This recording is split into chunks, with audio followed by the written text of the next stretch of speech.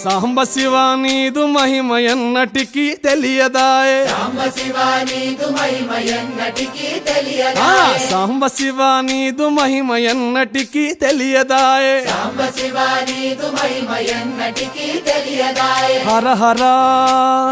Shiva Shiva Hara Hara Shiva Shiva